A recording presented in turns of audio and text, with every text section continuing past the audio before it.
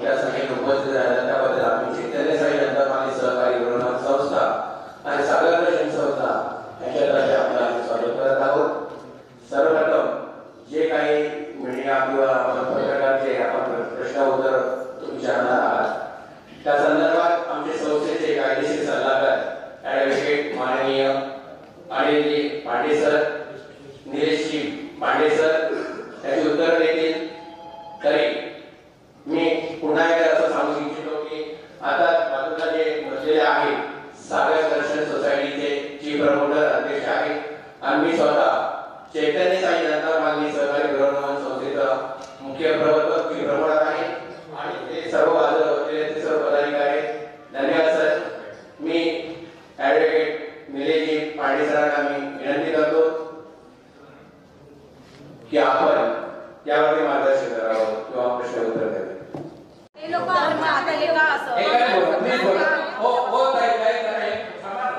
स्वतःची घर आहेत ना, आम्ही किती मेहनत आमच्या आई वडिलांनी टिकवली। माईक खाली ठेवा।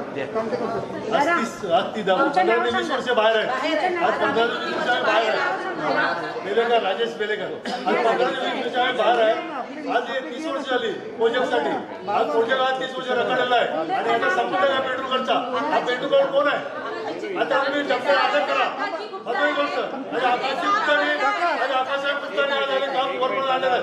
आज आम्ही 30 वर्ष बाहेर असताना तेव्हा कोण नाही आला ना, कोण मंत्री ना संत्री, पण आज पोलिसांनी आपल्याला सपोर्ट केला। महत्वाची गोष्ट आहे पेट्रोलवर अटक करा आणि पाटील अटक करा।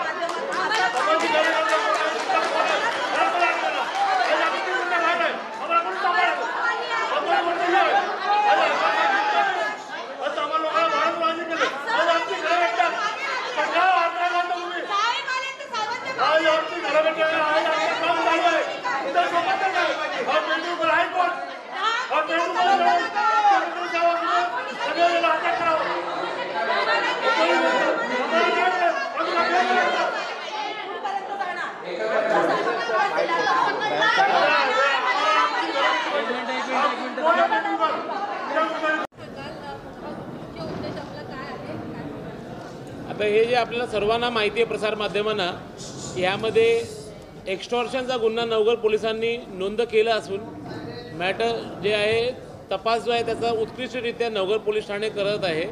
यामध्ये पूर्ण विषय जो आहे एकंदरीत जर आपण म्हटलं तर एकंदरीत हा पूर्ण विषय जो आहे हा प्रोजेक्ट हायजॅक करण्यासाठी काय सामाजिक कंटक एक्स्टॉर्शनचा मार्ग धरून आणि RTI कायद्याचा गैरवापर करून प्रोजेक्ट हायजॅक करायला बघताय आणि ज्यामध्ये BPTचे अधिकारी व काय गव्हर्नमेंट ऑफिसर ही त्यांची तालढोकणी करत आहे आणि त्यांच्या म्हणण्याप्रमाणे ते चुकीचेरित्या कामगिरी वाजवत आहेत। आणि तसंच जर आपण बघितलं तर कायद्याचा गैरवापर करून यामध्ये खंडणीची मागणी केली गेलेली आहे, जी खूप गंभीर बाब आहे। यामध्ये 44 ऑडिओ क्लिप पोलिसांना सादर केले गेलेले आहेत। त्याचा तपास खूप योग्यरित्या सुरू आहे आणि याच्यामध्ये असं सकृतरित्या दिसून येतं की कृष्णा पेनुरकर ह्या नावाचा शेवटी उल्लेख झालेला आहे पोलिसांकडनं, तपास यंत्रणेकडनं। आणि हे तपासात उत्पन्न झाल्यावरती हे असं आढळून येतोय की कृष्णा पेनुरकर हा बाजूचा रहिवासी असून ह्याने ह्या प्रोजेक्टची सर्व माहिती बाहेरचे जे कांदिवली, वसई, विरार इकडचे राहणारे लोक आहेत त्यांना पुरवलेली आहे। आणि ह्यामध्ये काही विकासक आणि बिल्डर हे प्रोजेक्ट हायजॅक करण्यासाठी ही पूर्ण यंत्रणेचा गैरवापर करत आहे। कायद्याने दिलेल्या तरतुदींचा गैरवापर केला जातो आहे आणि काही लोक जे आहे समोर त्यांच्याकडनं खंडणी मागितली जाते आहे।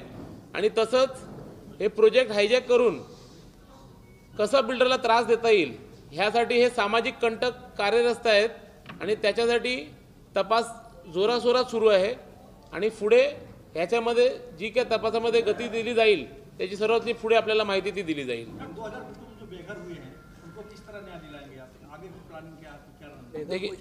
देखिए सर, हमारी मुख्य मांगनी ये है कि जो एक्सटॉर्शन का जो रैकेट शुरू हुआ है ये किसके कहने पे शुरू हुआ है, किंगपिन कौन है, मास्टरमाइंड कौन है, इसमें BPT के अधिकारी व इतर लोगों की क्या इन्वॉल्वमेंट है, इसका एक CBI जांच होनी चाहिए। CBI या कोई इंडिपेंडेंट इन्वेस्टिगेटिंग एजेंसी जो हम कहते हैं इंडिपेंडेंट इन्वेस्टिगेटिंग एजेंसी के साथ इसकी जांच होनी चाहिए ताकि पूरा सत्य जो है वो बाहर आ सके।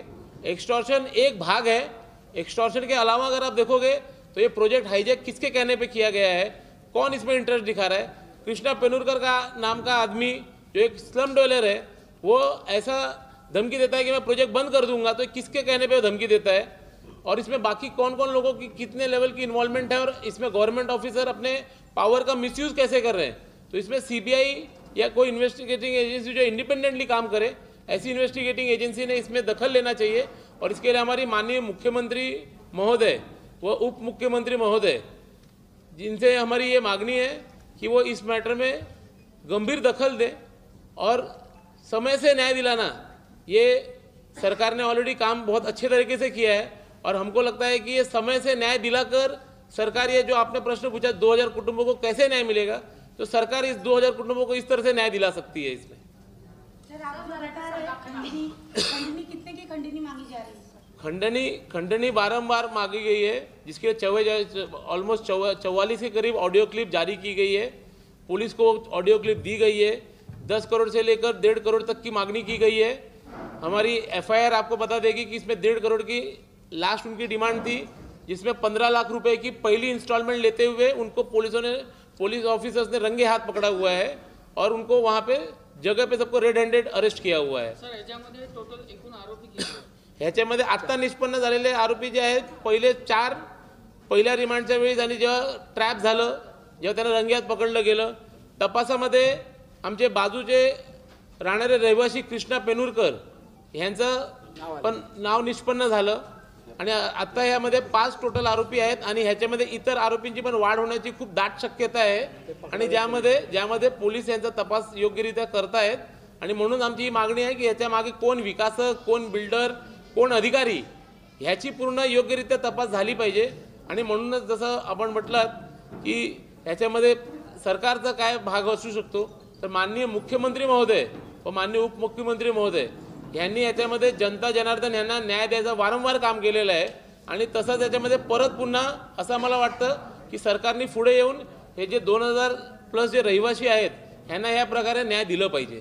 इसमें राजनीति से जुड़ा कोई शख्स? राजनीति का इसमें हम तो अभी तक हमको राजनीति के इसमें कोई एंगल हमको दिखकर नहीं आ रहा है, बल्कि हम ये इसमें अपने मुख्यमंत्री देवेंद्र जी फडणवीस साहब को थैंक्स कहना चाहते हैं, उनको धन्यवाद करना चाहते हैं कि जिन्होंने फोरश्योर पॉलिसी लाकर इस प्रोजेक्ट की अच्छे तरीके से शुरुआत की और जिसमें हम पहले लाभार्थी ठहरे उसमें कि हम फोरश्योर पॉलिसी के अंदर अपने प्लॉट पर नंबर दे पाए, जिससे हम अपना स्कीम जो है SRA के सामने लेकर जा पाए और स्कीम हमारी सबमिशन हो पाई।